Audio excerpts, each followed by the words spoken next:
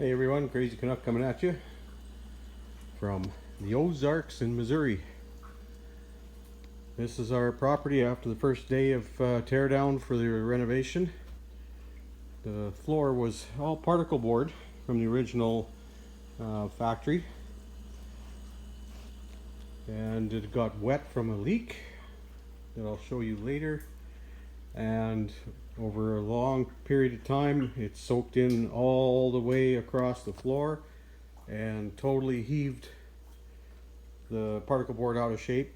So we're tearing this all out and we're going to replace it with 5/8 plywood. We also tore out the kitchen, and we're in the midst of planning the new kitchen. Found a good deal on cabinets. Maybe we'll have to go take a look, but that's progress so far. We're thinking about moving a wall, making a bathroom a little bit bigger. On that end, the master bathroom is small, and where it is, it's going to be really difficult to make it any bigger. So we'll have to do something there. So that's it for so far, and I'll keep you updated as the time goes on here and we get this renovation out of the way.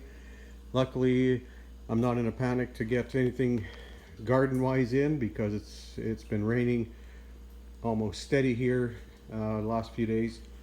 It's supposed to get nicer this weekend, so we'll see what happens. Anyway, we'll be back at you here with some more updates shortly. And we found the leak that caused the floor problem, I think. Yipper. After a few days of ripping and gouging, things are starting to come back together. New floor is going down. The greatly expanded bathroom is taking shape. Just put everything in place to determine the final location of everything. A little trick I did when we put the floor down. This sheet of plywood is only screwed down with 4 screws. So now once I determine all my locations for my plumbing, I can lift the sheet and do the rough-in from on top instead of crawling underneath this thing. The bedroom is also greatly expanded. We have a new window to replace this gem. A little bit of insulation work, a little bit of electrical work, and it will be good to go. So yeah, it's just coming along. Ceiling is going to be all ripped down. It's 3/8 gyprock, and then these stupid little 2x2 trusses, which mean absolutely nothing. This is an old trailer. This is all going to get ripped out. There's a vaulted truss that they put in over top of this roof, so we're going to make a determination whether we're going to use that or just modify these, make them a little better.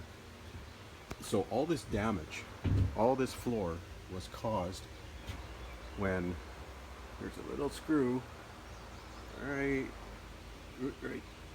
there. There's a screw, and it's underneath a flange on the roof that a gasket had been completely rotted out of. Water would drain down there. It would go down the wall into the floor, and the floor is particle board, so it leached the entire floor.